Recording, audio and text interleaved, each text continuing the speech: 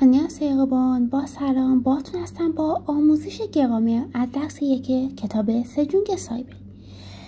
گرامری که قراره بخونیم اولین گرامریه که توی این دوره و توی این جلسه قراره یاد بگیریم. پس با دقت به نکاتش دقت کنیم و نوت برداری انجام بدین حتما. اولین گرامر ما ایدا هستش. ایدا. پس دقت کنین کلمه ایدا اولین گرامریه که ما قراره راجبش بخونیم. حالا کلا مفهوم و معنی ایدا یعنی چی؟ ایدا یه چیزی شبیه افعال تو بی در زبان انگلیسیه. احتمالاً افعال تو بی رو همگی دیگه باید بدونیم، اما ایزا که معنی بودن و یا هستن هستش. کلمه ایدا در اینجا و در زبان کره یه چیزی شبیه افعال تو بی در زبان انگلیسیه و به معنی هستن و یا بودن هستش و برای معرفی اشیا، مفاهیم و افراد به کار میره. مثلا ما بخوایم بگیم فلانی معلم است. دقت کنید برای بیان مفاهیم، برای بیان سمت‌ها از بودن و هستن استفاده میکنیم. پس میگیم ایدا که به معنی هستن و یا بودن هستش و معرف افراد، اشیا و مفاهیم به کار برده میشه. حالا ایدا کجای کار قرار میاد؟ کجای جمله استفاده میشه؟ کلمه ایدا و یا به اصطلاح گرامر ایدا بعد از اسما میادش و حالا اسما مثل چی؟ مثل لیسا، مثل هلنا، مثل نری. پس این ایدا بعد از اسما میاد. حالا به جمله‌ای که در مقابل تصویر قرار داره دقت کنید. چیا گفته؟ گفته چانن بتینم سرمیه یا. چرا نیومده بگه چانن بتینم سرمیده؟ مگه گرامر ما در مورد ایدا نیستش؟ خب به این دقت کنید. چجوریه که ما میگیم اون معلم هست، نمیگیم اون معلم است؟ برای اینکه در زبان کره‌ای و در مکالمات روزانه محاوره‌ای تر صحبت بشه نمیان بگن چانن بتینم سرمیده، میان محاوره‌ای ترش میکنن و میگن سرمیه یا، به جای سرمیده میگن سرمیه یا. پس این فقط برای محاوره‌ای تر کردن مکالمه هستش. پس هر جا اینو دیدین بدونین که همون گرامر ایدا هستش. پس چی شد چانن بتینم سرمیه یا. پس همون ایه یا اینی که میخونین همون ایدا هستش ولی شکل محاوره‌ای ترش. حالا بریم که با هم جدول رو دقت کنیم. تو جدول پایینی 2 ردیف به ما داده. توی ردیف اول نوشته سرم، توی ردیف دوم نوشته لیسا. سرم و لیسا هر دوشون اسمن. درسته که سرم شخص یا فرد اسم انسان نیست ولی در کل خود کلمه اسم هستش، یعنی فعل یا ضمیر اینا نیستش، اسم سرم. پس خود کلمه اسم هستش. سرم و لیسا رو به ما داده. حالا گفتید از این گرامر استفاده کن. چجوری استفاده شده؟ نوشته سرم ایه یا ولی برای لیسا نوشته لیسا یه یا. دقت کنید اینجا یه تفاوت کوچولو وجود داره. سرم ایه یا برای لیسا نوشته لیسا یه یا. اینجا یه تفاوت کوتاه وجود داره. حالا این تفاوت به خاطر چیه؟ بریم که اول جدول رو با هم چک کنیم. توی اول جدول نوشته پچیم ایستایا. پس برای سرم نوشته که پچیم داره. پچیم چیه؟ پچیم حروف بی صدا هستش. سرم ببینید که به میم ختم شده. سرم به میم ختم شده. میم جز حروف بی صدا و یا صامت هستش. پس اگه به حروف بی صدا یا همون پچیم کلمه ما ختم بشه از ایه یو استفاده میکنیم. اما برای لیسا نوشته پچیم ابسایا، پچیم نداره. لیسا در انتها به حروف مثبت ا ختم شده. پس میتونیم برای لیسا بگیم لیسا یه یو. پس دقت کنید این گرامر تحت تاثیر پچیم قرار میگیره. اگه پچیم باشه ایه یو، اگه پچیم نباشه یه یو. حالا چجوری بدونیم پچیم هست یا نه؟ به آخرین حرف یک کلمه دقت میکنیم. اگه آخرین حرف یک کلمه جز حروف بی صدا و یا صامت مثل میم، مثل سین، مثل پ باشه یعنی پچیمه. ولی اگه آخر حرف یک کلمه مصوت باشه مثل ا، او، یو، اینا حروف مصوت هستن یعنی پچیم نداره. پس به اینا قشنگ دقت کنید. این گرامر تحت تاثیر پچیم قرار میگیره. اگه پچیم داشت ای، ی، یو. اگه پچیم نداشت ی، یو. پس همه این نکات رو قشنگ یادداشت کنیم، بریم که با هم چند تا تمرین راجع به این گرامر حل کنیم که بهتر متوجه موضوع بشیم. زیرا همین گرامر 2 تا تمرین به ما داده که گفته با هم دیگه حلشون کنیم. بریم که با هم بخونیم. تمرین اول چی رو گفته جیونگشنن اونی ناغاسارم. ما باید طبق چیزی که یاد گرفتیم یا ای، ی، یو بذاریم و یا ی، یو. حالا بریم که ببینیم سارم به چی منتهی میشه. سارم در انتها به میم ختم میشه. میم جز حروف صامت و یا پچیم هستش. پس ما در ادامه میذاریم ای، ی، یو. پس شد جیونگشنن آنی ناغا سارم ای، ی، یو. در پاسخ گفته چانن بتینم سارم. چی باید بذاریم؟ بازم سارم به میم ختم شده، پس پچیم داره و ما از ای، ی، یو استفاده میکنیم. پس کل جمله تمرین اول شد جیونگشنن آنی ناغا سارم ای، یو. در جواب چانن بتینم سارم ای، یو. پس دقت کنید این گرامر معنی هستن و بودن میده. پرسیده شما جیونگشی اهل کدوم کشور هستید؟ گفته من اهل ویتنام یا همون ویتنام هستم. دقیقا معنی بودن و یا هستن میده این گرامر. پس قشنگ به این موضوع و معنی دقت کنید. تمرین دوم ایریمی مو. گفته اسمتون مو. دقت کنید مو به حرف مصوت ختم شده، پچیم نداره. پس ما از یو استفاده کنیم و کل جمله میشه ایریمی مو یو. در جواب چون لیسا. دقت کنید لیسا در انتها به حروف مصوت ختم شده، پس ما بازم از یو استفاده میکنیم. پس کل جمله میشه ایریمی مو یو چون لیسا یو. دقت کنید پرسیده اسمت شما چی هستش و در جواب گفته چون لیسا یو. اسم من لیسا هستش. پس به این گرامر و مفاهیم قشنگ دقت کنید. اگه پچیم داشت ای، یو. اگه پچیم نداشت و به حروف مصوت ختم شد میشه یو. مثلا اسم من نری یو. چرا که نری به حروف مصوت ختم میشه. دومین گرامری که توی این درس یاد میگیریم گرامر این هستش. به خود معنی خاصی نداره چون که یک کلمه خاصی نیستش، اما موقعی استفاده میشه که برای مقایسه بین دو چیز و یا تاکید بر یک چیز قراره صحبت بشه. ما از این استفاده میکنیم. به جمله‌ای که در مقابل تصویر قرار داره دقت کنید. چی گفته جیونگ این هکسنگیه.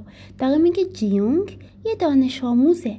پس ما برای تاکید بیشتر یا معرفی بیشتر جیونگ از این استفاده کردیم. جیونگن هکسنگیه. دقت کنین ایه همون گرامر قبلیه که ما یاد گرفتیم. هکسنگ در نهایت به پچیم ختم شده و ما از ایه استفاده کردیم. حالا بیشتر دقتمون روی این بذاریم چون که گرامر الانمون راجع به این داریم صحبت میکنیم. جیونگن هکسنگیه. پس برای معرفی و تاکید بیشتر راجع به یه چیز ما از گرامر این استفاده میکنیم. به جدول زیر دقت کنید. گفته سانسنگنیم در پایین نوشته چو. حالا دقت کنید چجوری تغییر کرده و با این گرامر ادغام شده. سانسنگنیم ان برای چو نوشته چو نن. دقت کنید که اینجا این برای چو تغییر کرده و به جای این از نن استفاده شده. حالا دلیل این تغییر چیه؟ بریم که اول جدول رو بخونیم. توی سانسنگنیم نوشته پچیم ایسایا، یعنی پچیم وجود داره. سانسنگنیم به میم ختم شده، پچیم داره. پس ما از ان استفاده میکنیم. سانسنگنیم ان. اما برای چو نوشته پچیم اپسایا، پچیم نداره و به مصوت ختم شده. دقیقا همون موضوعی که توی گرامر قبلی یاد گرفتیم. به مصوت ختم شده، پس ما از نن استفاده میکنیم. پس گرامر این 2 تا حالت داره که تحت تاثیر پدچیم قرار میگیره. اگه پدچیم باشه ان، اگه پدچیم نباشه تبدیل به نن میشه. پس سانسنگنیم پدچیم داره ان، چا پدچیم نداره و با مصوت ختم شده نن، چا نن، سانسنگنیم ان، چا نن. پس همه اینا رو یادداشت کنید که توی ذهنتون داشته باشید. بریم با هم یه چند تا نمونه مثال و یه چند تا تمرین راجع به این گرامر با هم حل کنیم که بهتر برای شما این موضوع جا بیفته. توی جمله اولیه خانمی نشون میده که توی کلاس درس نشسته. جمله چی میگه؟ میگه تونگسنگ جای خالی هکسنگیه. جمله ما جمله پرسشیه و یکی داره از شما میپرسه تونگسنگ یعنی چی؟ یعنی برادر یا خواهر کوچکتر شما بهش میگن تونگسنگ. اینجا یه خانومه، پس منظورش خواهر کوچکتر شماست. داره از شما میپرسه که آیا خواهر کوچکتر شما دانش آموز هستش؟ تونگسنگ هکسنگیه یا توی جای خالی باید چی بذاریم؟ باید ان بذاریم یا نن بذاریم؟ بسته به اینکه تونگسنگ به چی ختم میشه ما تصمیم میگیریم. تونگسنگ به پدچیم ختم شده، پس ما از کلمه ان استفاده میکنیم. تونگسنگین هکسنگیه یا در جواب نه، بله تونگسنگین هکسنگیه یا. پس چون که تونگسنگ به اینگ پدچیم ختم شده ما از ان استفاده میکنیم. تمرین بعدی چیه گفته جیهون شی هنگوک سرمیه یا جمله پرسشیه و داره راجع به جیهون شی صحبت میکنه. آیا جیهون شی یه فرد کره‌ایه؟ بله، چون که جیهون رو در کنار یه پرچم کره‌ای گذاشتن تصویرشو، پس قطعا یه فرد کره‌ایه. ولی اینکه ما باید جای خالی رو با چی پر کنیم این موضوع مهمه. جیهون شی به چی ختم شده؟ به حروف مصوت ای ختم شده. پس ما اینجا حروف مصوت داریم، پدچیم نداریم، پس ما باید از نن استفاده کنیم. کل جمله میشه جیهون شی نن هنگوک سرمیه یا نه، بله چانن هنگوک سرمیه یا. اینجا جیهون خودش جواب داده، بله من چانن از ضمیر استفاده کرده. چانن چو به حروف مصوت ختم شده، پس ما بازم از نن استفاده میکنیم. نه چانن هنگوک سرمیه یا، بله من یه شخص کره‌ای هستم یا من اهل کره جنوبی هستم. پس این از تفاوت ان و نن. تا اینجا یادداشتاتون رو داشته باشین و اگه بازم سوالی بود حتما بپرسین که بیشتر رفع اشکال کنیم و بیشتر یاد بگیریم. توی قسمت تمارین بیشتر هم یه ترکیبی از کلماتی که یاد گرفتیم و هم ترکیبی از گرامر، یه تمرین ترکیبی به ما داده و از ما خواسته جای خالی رو با کلماتی که در بالای کادر وجود داره پر کنیم. بریم که با هم حلشون کنیم. تصویر اول 1 چی نشون میده؟ 2 تا دانش آموز نشون میده که توی مدرسه در حال تحصیل هستن یا 2 تا دانشجو. چی گفته؟ جمله زیرش گفته چانن جای خالی ایه. ما باید یک کلمه از کادر بالا انتخاب کنیم. کادر بالا کلماتش به این صورته. کلمه اول 안녕하세요 که همون سلام کردنه. کلمه دوم 나라 سرزمین یا کشور. کلمه سوم 선생님 معلم و کلمه چهارم 학생 دانش آموزه. طبق چیزی که ما توی تصویر داریم میبینیم 2 تا دانش آموز هستن، پس ما از کلمه چهارم 학생 استفاده میکنیم. چانن 학생 ایه و از لحاظ گرامری هم مطابقت داره. 학생 به پدچیم ختم میشه، پس ما از ایه استفاده میکنیم به جای یه. پس کل جمله گزینه اول میشه چانن 학생 ایه من دانش آموز هستم. حالا تمرین شماره دوم.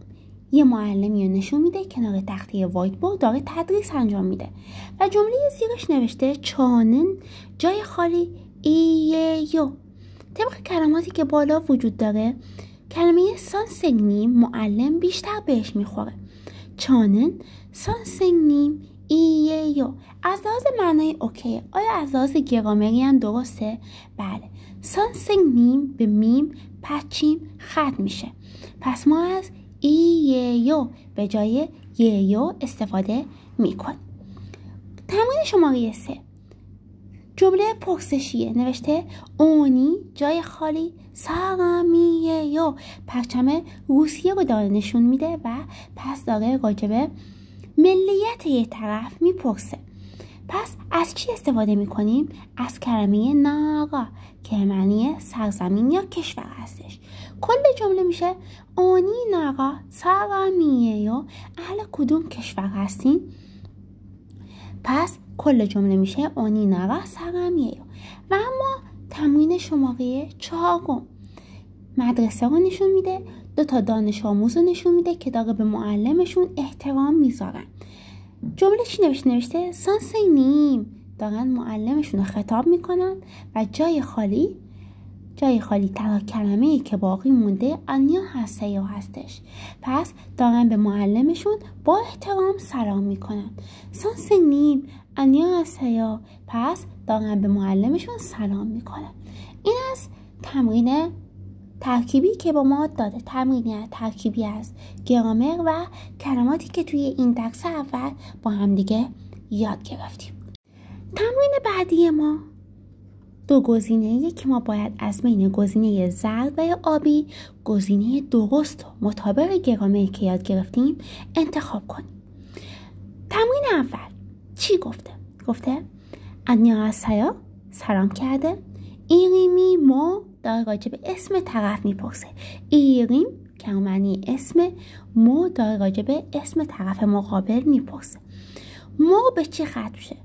مو پچیم نداره و به حروف مصوت او ختم شده. پس ما از کدوم باید استفاده کنیم؟ اییو یا ییو. از کدوم باید استفاده کنیم؟ مو حروف مصوت پچیم نداره، پس ما از آبی رنگ ییو استفاده میکنیم. کل جمله میشه 안녕하세요 ایریمی مویو. پس باید بدونیم که طبق حرفی که طبق کلمه‌ای که قبل از کادهای زرد و آبی اومده ببینیم که به پچیم ختم شده یا نه و باز باید راجبش تصمیم بگیریم.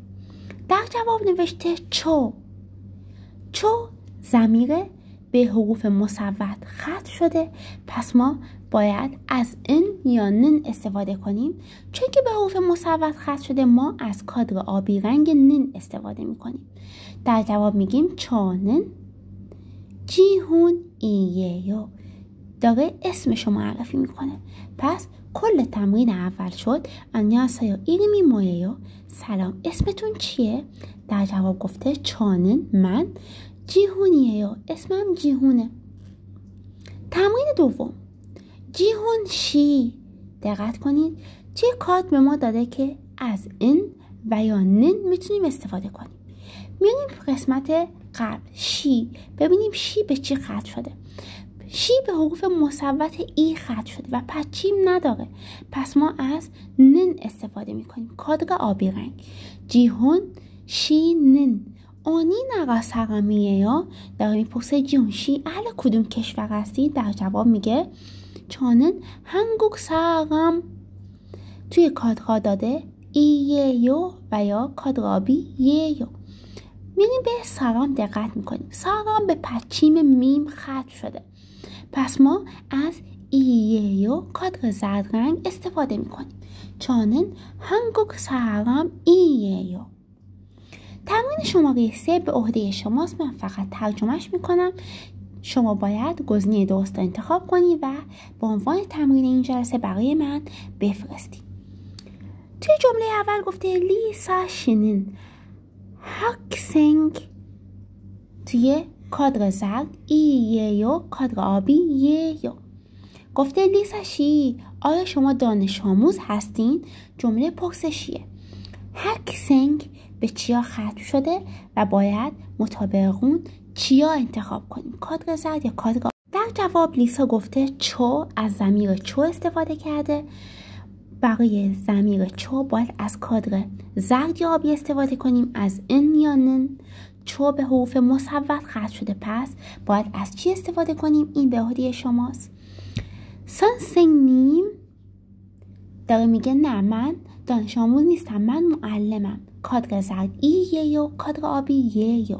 سانسنگنیم به حروف پچیم میم ختم شده، پس باید طبق چیزی که یاد گرفتیم از کدوم یکی استفاده کنیم؟ پس کل تمرین 3 به عهده شماست که باید دقت کنیم و بدونیم از کدوم استفاده کنیم که بهتر و درست‌تر منظورمون رو بتونیم برسونیم. این از این کل گرامر این درس رو یاد گرفتیم. 2 تا گرامر داشت، یکی ایدا یکی این بود که بسته به پچیم تغییر میکرد. یاد گرفتیم معنی و مفهومشون چیه، کجاها قرار میگیرن، بعد از چیا استفاده میشه و یا تحت تاثیر پچیم قرار میگیرن و یا نمیگیرن. اگه پچیم بود چجوری استفاده کنیم، اگه پچیم نبود چجوری استفاده کنیم. همه این نکات رو یادداشت کنید و بازم اگه سوال یا ایرادی بود حتما توی گروه یا خصوصی از من بپرسید که رفع اشکال بشه. گرامر این درس تا اینجا همین 2 تا بودن. بعد در درس‌های بعدی گرامرهای بیشتر یا با هم یاد می‌گیریم. امیدوارم که تا اینجا خوب یاد گرفته باشین. درس حتما بخونید، یاد بگیرین جلسه رو و تمارین حتما برای من بفرستید. خسته نباشید.